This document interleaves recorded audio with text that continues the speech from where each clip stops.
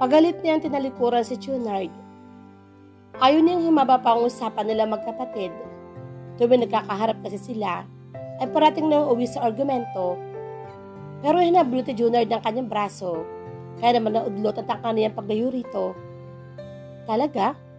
Ngumisi ito. Kung hindi mo talaga gusto makisalamuha sa kanila, bakit ka naririto sa party na to? Maski invited ka, kung talagang ayaw mo, hindi ka a-attend. Hindi ko obligasyon na explain ang sarili ko sa iyo.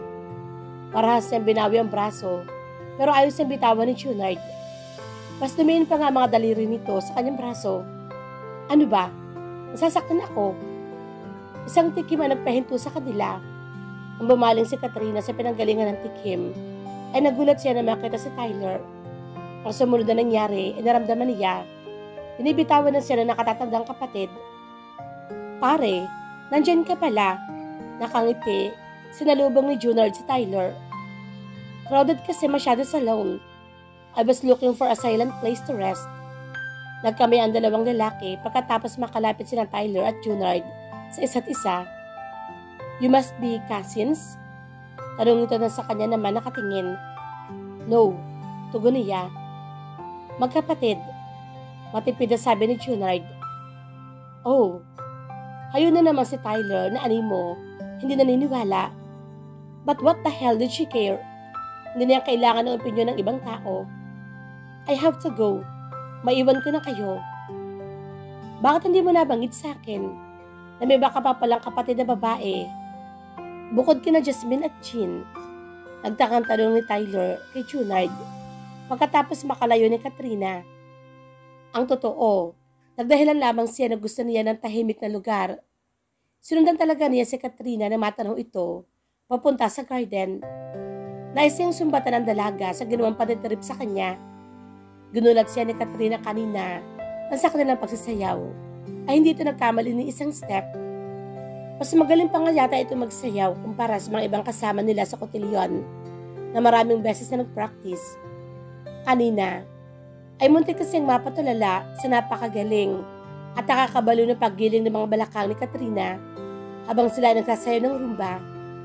Muntik na nga siya mawala sa sarili at makalimutan ng mga steps habang pinapanood ang pag-indayog ng mga balakang ng dalaga. She was so seductive and yet she didn't seem aware of it.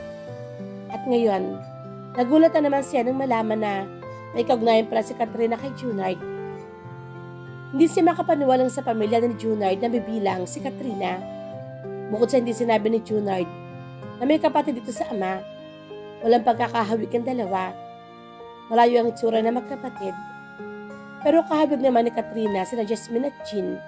Ganoon din ang iba pang magpipinsang Benitez. Siguro, dahil mas hawig si Junard sa ina nito. Isa pa, iba talaga ang tabas kapag lalaki. May iba rin namang mga lalaki sa mga Benitez na hindi kahawig ng mga ancestors na mga ito. Balak pa sana niyang usisahin si Junard tungkol kay Katrina, pero dahil magkapatid ang dalawa, baka mahirapan siya magtanong ng mga bagay-bagay. Nasa kolehiyo sila na maging magkaibigan, pareho sila ng kurso at tinapos, at pareho rin sila ng mga bagay na kinahihiligan, kaya naman, madali silang naging close sa isa't isa. Akala niya alam na niya ang lahat na may kinalaman sa kaibigan, pero hindi pa pala. Isa na roon ang kaugnayan nito kay Katrina. Dahil hindi ko matanggap na kapatid ko siya. Mapait na sabi ni Junard. Nag-isang linya ang mga kilay ni Tyler nang harapin ang kaibigan. Legitimate daughter siya ni Daddy. Pero kahit ganoon, siya pa rin ang pinakamahal ni Daddy sa aming magkakapatid. Maigsi nitong paliwanag. Gustong isipin ni Tyler na inggit at selos lang ang dahilan namang hindi kaya ayang nararamdaman ng kaibigan. Subalit kanina sa nakitang eksena sa pagitan ng magkapatid. Bakit parang may isang bahagi sa kanyang isip ang sumisigaw ng iba pang bagay? Dude, easy ka lang. Siguro kasi daddy's girl malamang si Katrina dahil siya rin ang unang anak ng babae ng iyong daddy. Paliwanag niya. Umiling-iling si Junard. Let's not talk about her. Tara na sa lawn. Yaya naman ito. Nagpatiano naman si Tyler sa kaibigan na makabalik na sila sa malawak na lawn. na pinagdadausan ng party ay agad niyang napansin ang college friends nila ni Junard na malapit din sa mga Benitez at ngayon ay matagumpay na sa kanya-kanyang larangan. Nagsama-sama sila sa isang mesa at doon nagkwentuhan habang nagiinuman. Ngunit kahit nagkakasarapan na sa kwentuhan nila magkakaibigan, ay hindi na maiwasang gawin ang isang bagay.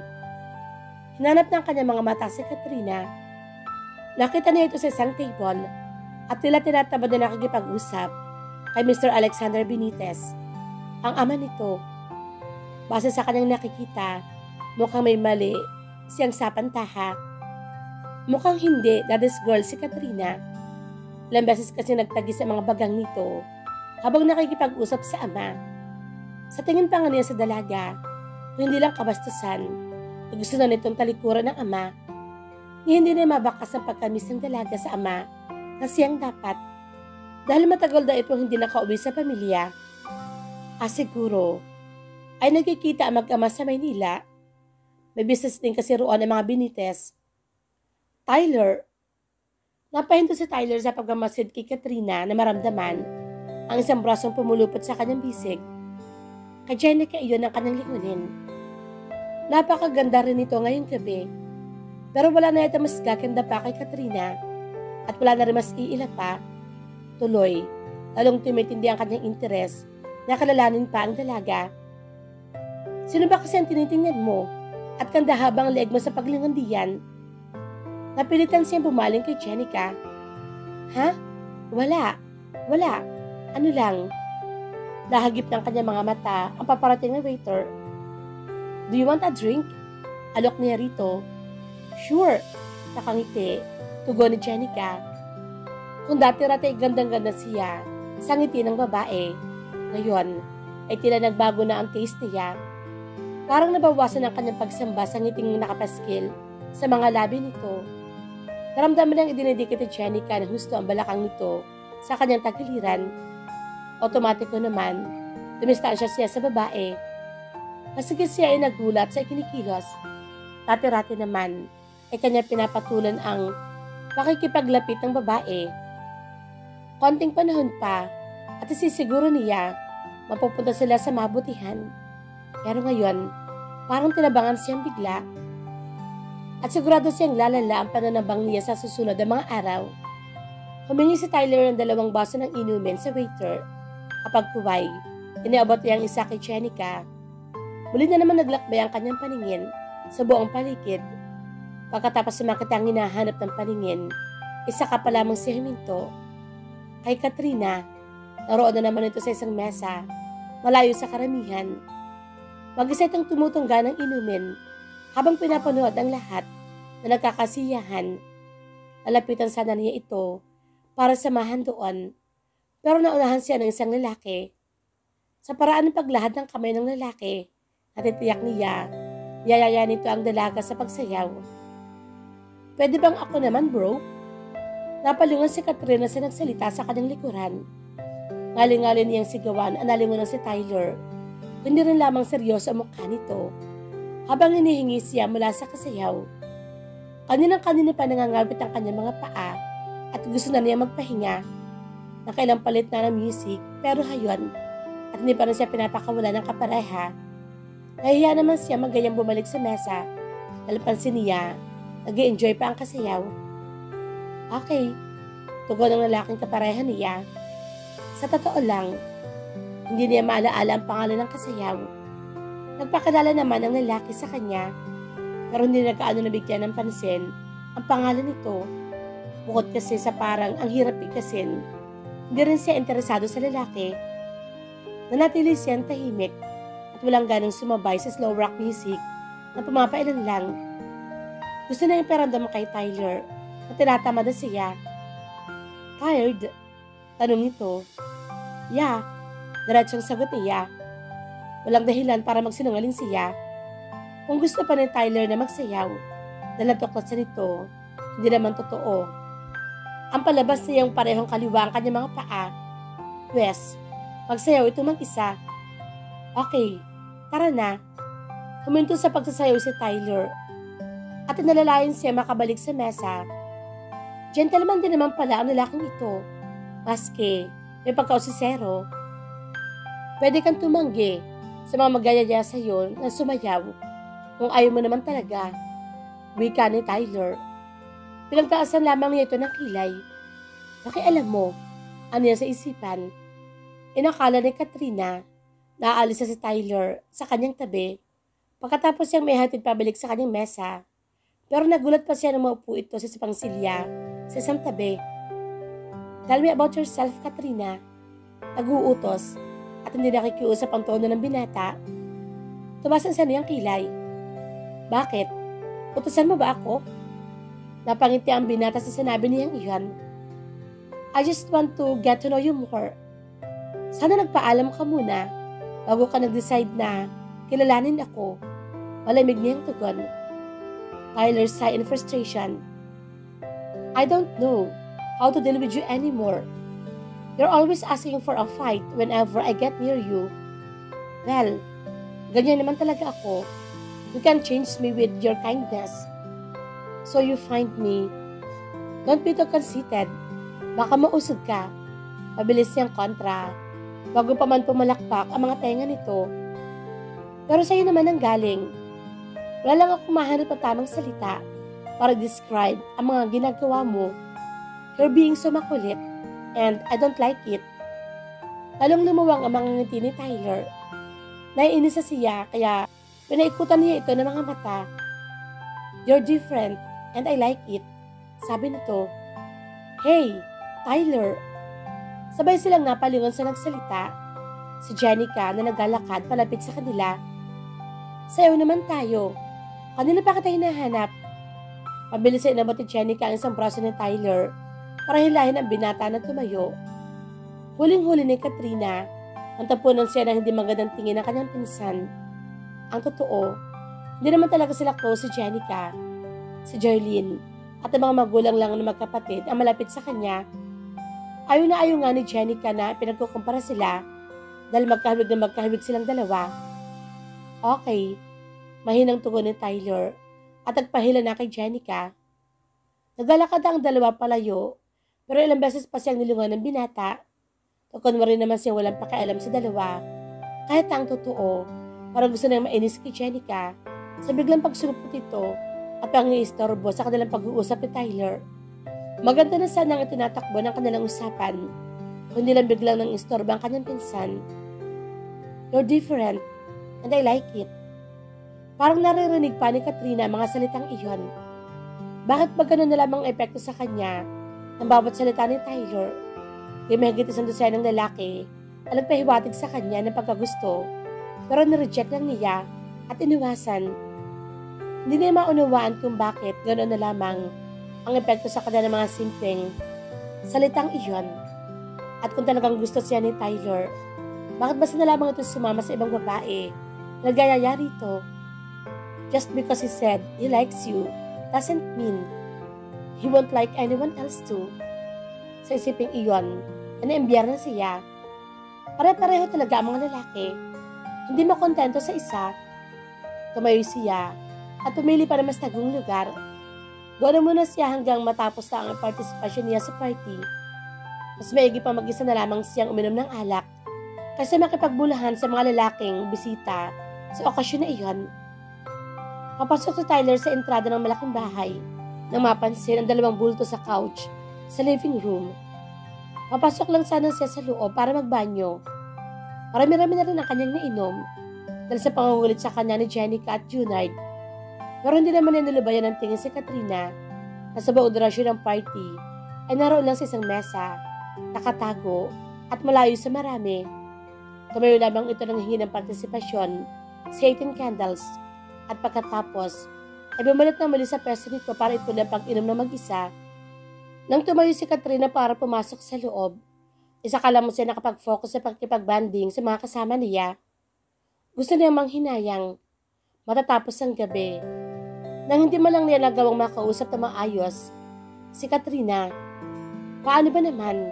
Hindi rin siya tinantanan ni Jenica para itong sawa na lagi nakalambitin sa kanyang braso. And it was one thing he hated in women. He hated clingy girls. Hindi na sana papansinin pa ni Tyler ang dalawang taong nasa couch nang hindi sinasadyang mamukhaan ang isa. Si Katrina, nakahilata ang dalaga sa couch. Sigurado, dahil marami itong nainom na alak. Nakahilera mga basong pinag-inuman nito. Sinuok ko pang mesa kanina. Ang kanyang kinagimbal, ang lalaki na sa tabi ni Katrina. Noong una, pinagmamasdan lamang niya ang lalaki. Pero maya-maya pa, ay kumilos sa mga kamay nito at hinabi ang buhok ng dalaga. Kung hindi nagkakamali si Tyler, sa ginagawa ng lalaki, na paglapit ng mukha nito sa mukha ni Katrina, ay hahalikan nito ang dalaga. Pero bakit? Bakit ito hahalikan si Katrina? Imposible. Kasing na ba talaga siya at kung ano-ano nakikita? Nataranta siya. This isn't happening. Hindi yun pwedeng mangyari.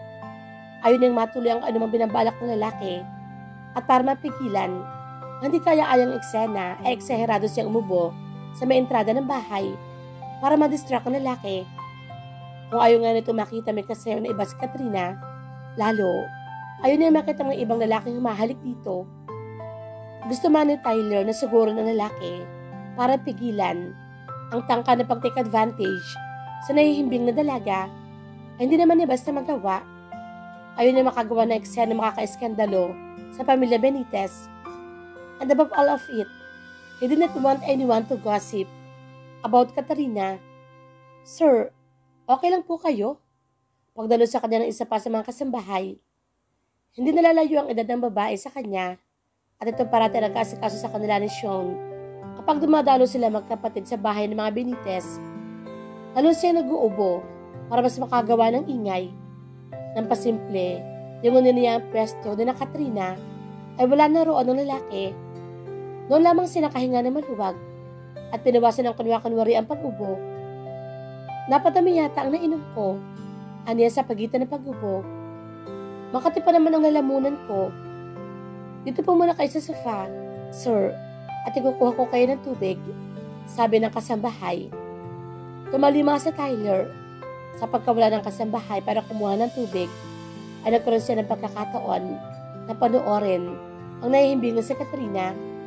Para itong anghel na himbing sa pagkakatulog. She was more beautiful when she was asleep. Kahit parang tinakasan na ito ng lahat ng lakas, ngayon habang natutulog, hindi pa rin siya makakita ng bagay na nakaka-turn off sa dalaga. She was beautiful from every angle. Definitely an amazing view to see. Bumagi sa magandang kurba ng katawan ni Katrina ang suot nito na maiksing bestida nagawa sa silk chiffon. Nahantad lalo mapuputi at makikinis itong hita. Bagay rin dito ang manipis sa makeup. Simple pero elegante. Siguro, kung mayroong Diyosa na magagandang panaginip, ay si Katrina na ang perpektong imahe nito. Alam kaya ng dalaga kung gaano ito kaganda sa kanyang paningin o malamang ay hindi lamang sa kanyang paningin, kundi sa paningin ng iba. Hindi na siya magtataka kung bakit ang karamihan sa mga lalaking naroon ay attracted dito. Kaya nga may isang nawala na yata sa katinuan at nagtangkanghakan ito. But that guy, he shouldn't have. Imahinasyon lang ba niya nakita? Hindi kaya sobra lang ang basa niya sa sitwasyon? No, he was sure of what he saw. Aminado siyang marami na kanyang nainom na alak, pero hindi sapat ang dami niyon para manilang siya ng kanyang paningin. Kaya lang, bakit nga ba nagtangka ng ganoon ang lalaking iyon? Hindi. Dito dapat ang nasa kay Katrina. Hindi tama. At sino lang ang may karapatang magpantasya kay Katrina? Ikaw? Panguusig ng kanyang konsensya. Ipinilad niya ang kanyang ulo. Ayaw niyang i-entertain ang kabilang bahagi ng kanyang isipan. Kaya naman, nagdesisyon siya. Kailangan niyang bantayan si Katrina. Kailangan niyang malaman ang dahilan kung bakit pinagtangkaan ng lalaking iyon si Katrina. Higit sa lahat, kailangan niyang protektahan ang dalaga. Nararamdaman niyang nanganganib ito sa mga tao sa paligid nito. Sir, eto na po ang tubig niyo. Bumalon si Tyler sa kasambahay at tinanggap ang iniaabot na tubig. Uminom muna siya ng tubig. Bago maling binalingan ang kasambahay, may kailangan pa po ba kayo? Tanong nito. Oo, Pakitawag mo naman si Charlene o ang senyora ninyo. Ang tinutukoy niyang senyora ay ang ina ni Charlene.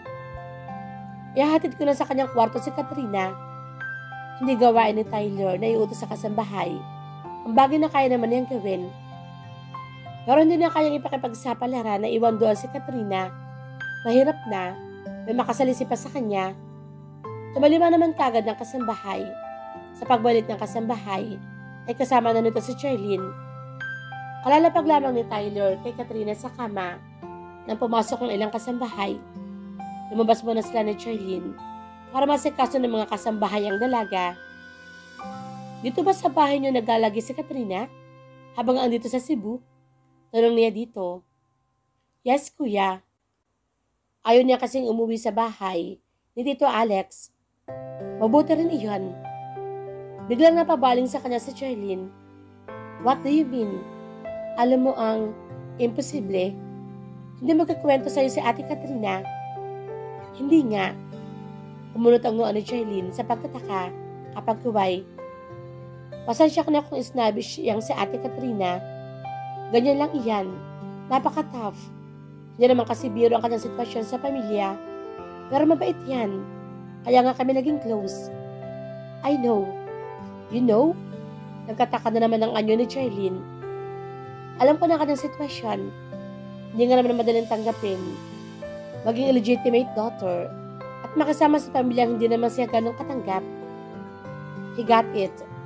From the information Junard gave him, maliwanag naman kasi na hindi tanggap ni Junard si Katrina at malamang na ganoon din ang iba pang kapatid dito.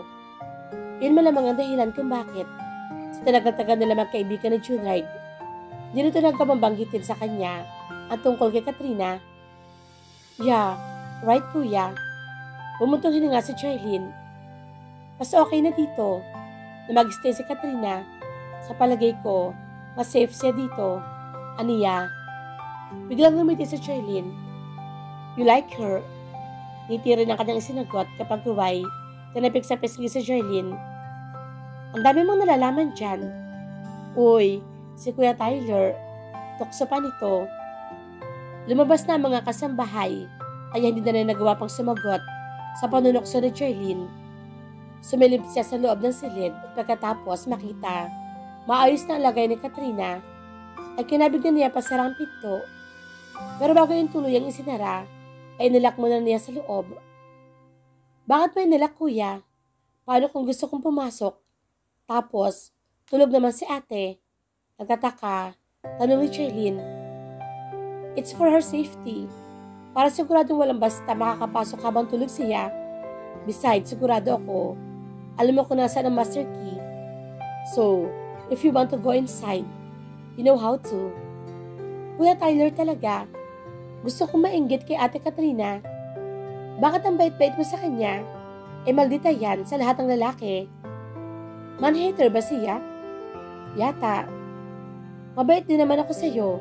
Mabait ako sa lahat. We, iba kaya? Alam ko, attracted ka kay Ate Jenica at gusto ka rin naman ng ate ko. Pero iba ang body language mo kapag sa Ate Katrina ang nasa paligid. Ibang-iba. Parang mas masigla at mas may buhay. Tapos, overprotective ka pa sa kanya.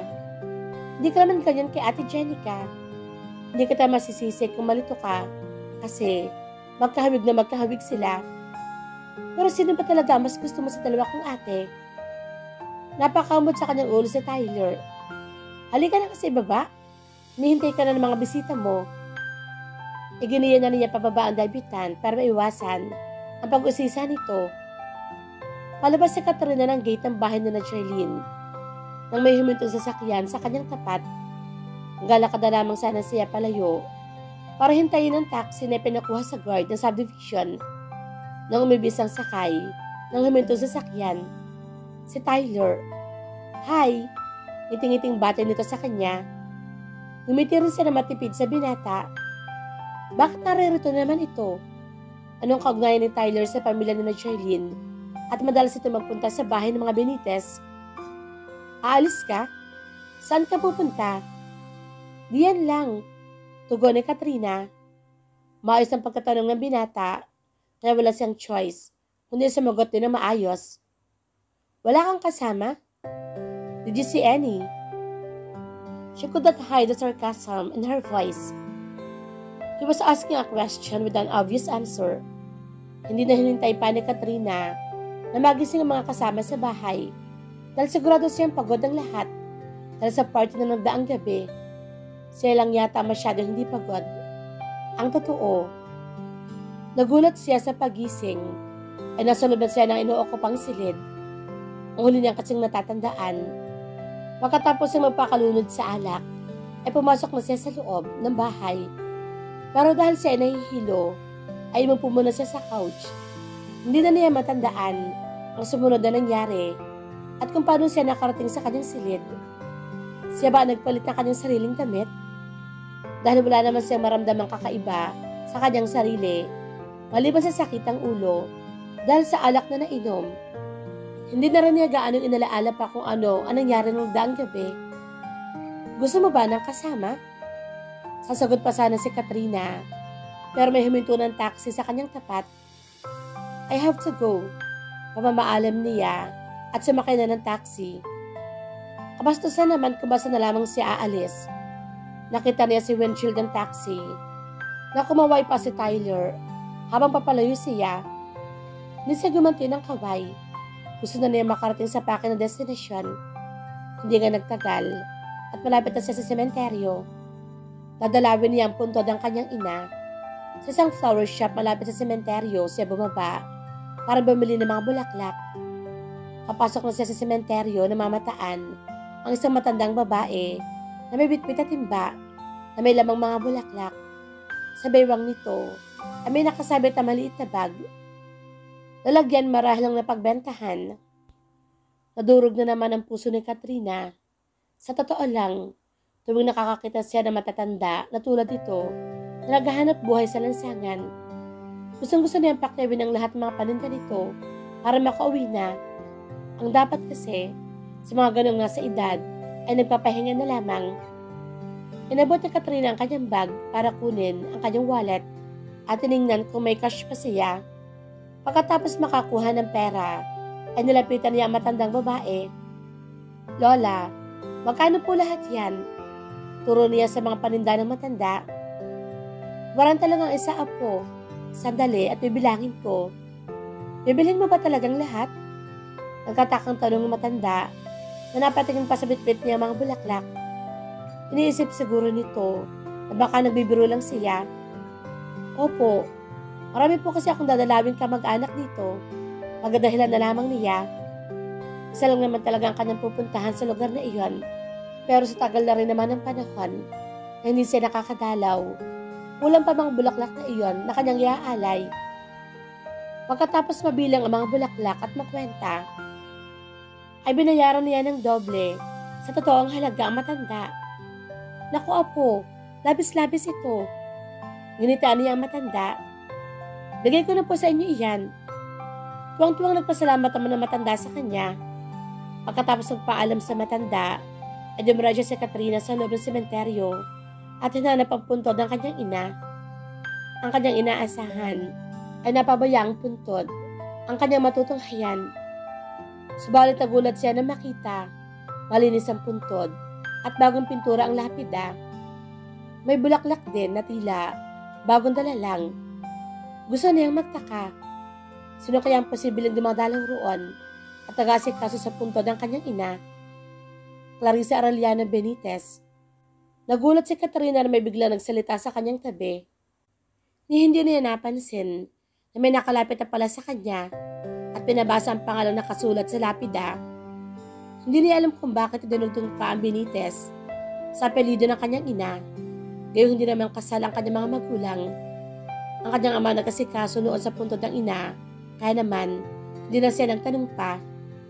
It's you again. Hindi niya alam kung ano ang tamang ibungad kay Tyler. Bakit ba kasi, bigla-bigla na lamang itong sumusulpot? Akala ko sabi mo doon sa matanda, marami kang dadalawin. Bakit parang dito ko lang naman talaga dadalaw? Heto na naman si Tyler sa pag-usisa sa kanya. Sinusubukan na naman ng magaling na lalaki na sagarin ang kanyang pasensya Ano bang pakialam mo? Angil niya. Mabait ka rin pala. Nagsalubong ang kanyang mga kilay. Nahihibang na ba ang binata? Pinagtatarayan na nga niya ito. Sasabihin pang mabait daw siya. O baka naman, nanguuyam lang ito. Naintindihan ko ang inyong intensyon. Gusto mo lang na makauwi na ay matanda, kaya pinakayo mo ang lahat ng kanyang paninda. Dagdag pa ni Tyler. Hindi na nagsalita pa si Katrina. Kung mananahimik siya, baka mapilitan na rin itong tumahimik. O kaya naman, ay iwan na siya roong mag-isa. Mami mo, ipakilala mo naman ako. Sabi pa ng binata na tila hindi alintana ang pagkalibadbad niya sa presensya nito. Ayaw mo? Sige, ako na lang. Anito, na hindi siya mapapayag. Bumaling ito sa puntod ng kanyang ina. Tita Clarissa, ako po si Tyler, bagong kaibigan ng inyong anak.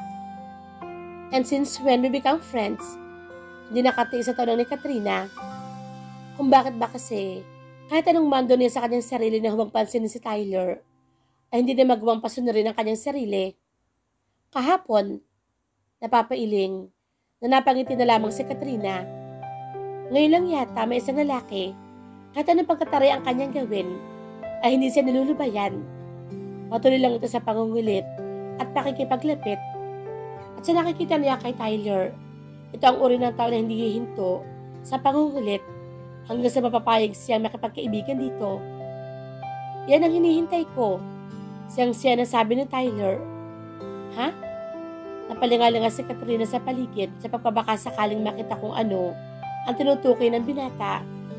At dahil umiihip din ang hangin, patuloy siya sa paghawi ng kanyang buhok na ginugulo ng hangin. Nang bumaling siya paharap kay Tyler ay huling-huli niya, nakatitig ito sa kanya. Bigla siyang nailang. Ano ba kasi ang problema ng lalaking ito? At parang ngayon lang yata nakakita ng babae kung titigan siya. What are you talking about? Anong hinihintay mo? Narilito niyang tanong. Ang pagngiti mo. Natigilan si Katrina. Napakasinsero kasi ng tono ng binata. Hindi katulad ng mga naunang sandali na pinapaulanan siya nito ng mga papuri. Ang kanyang pagkailang ay tila na doble dahil sa ginagawa nitong pagtitig sa kanya. Para hindi siya tuluyang lamunin ng pagkailang, ay hinampas niya si Tyler sa braso. Kasunod ng isang eksaheradong halakak. Nakakatawa ka, alam mo, aniya. Kung inaakala mong uubra sa akin ang mga ganyan, sorry, marami nang nagtangka, but no one has ever succeeded. Hindi ako katulad ng ibang babae na madaling mauto ng isang lalaki. Ang sakit mo namang magsalita. Mukha ba akong manguuto? Madalim ang mukhang tanong ni Tyler. Natawa na naman si Katrina. Hindi niya akalain na pahintulutan ng binata na makita niya ang side nitong iyon. Pulos pang intriga lang nito ang kanyang napapansin. Maybe it was not so bad if she would let him befriend her. Besides, pagkalipas naman ng isang linggo, ay hindi na sila muli pang magkikita. As in hindi na. Bakit parang may isang bahagi ng kanyang isip ang nalumbay sa ideyang iyon?